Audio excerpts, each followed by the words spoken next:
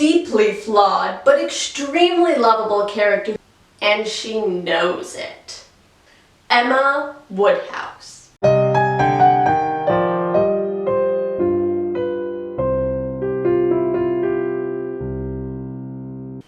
Hello fellow Janeites. Today I'm going to be sketching a rough outline of one of Austen's most complex heroines, Emma Woodhouse. I've done my best to keep the spoilers down to a minimum.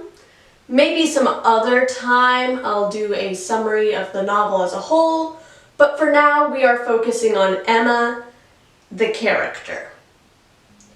Emma Woodhouse is the titular character in Austen's 1815 novel, Emma. Emma lives in a small town called Highbury at her father's estate called Hartfield. Emma is the second daughter of Mr. Henry Woodhouse.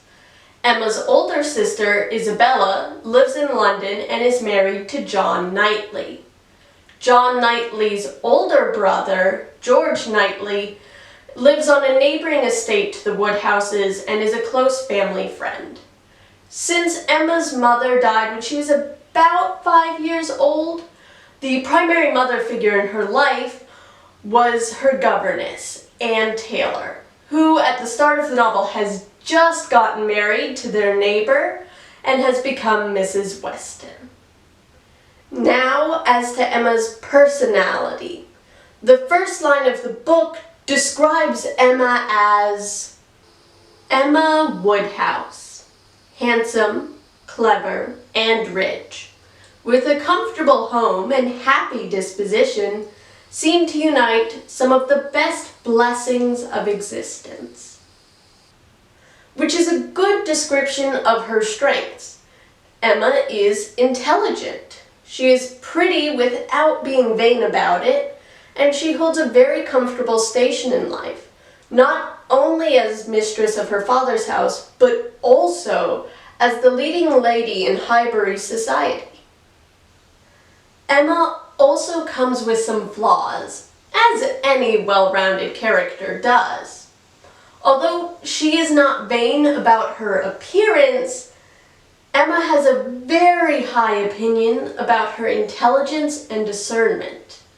This leads her into several misadventures as she tries to matchmake her neighbors, believing that she knows who they should and will end up with. In fact, most of the problems that Emma encounters on her journey to happily ever after are of her own creation. Emma can also be a bit of a snob. She's at the top of the social ladder in her village, and she knows it. The problem is that she lets this social power lead her to disregard the feelings and abilities of those who she considers to be her social inferiors. This rudeness, while not necessarily maliciously meant, is another example of how Emma sometimes has trouble seeing things from the perspective and taking into consideration the wishes of others.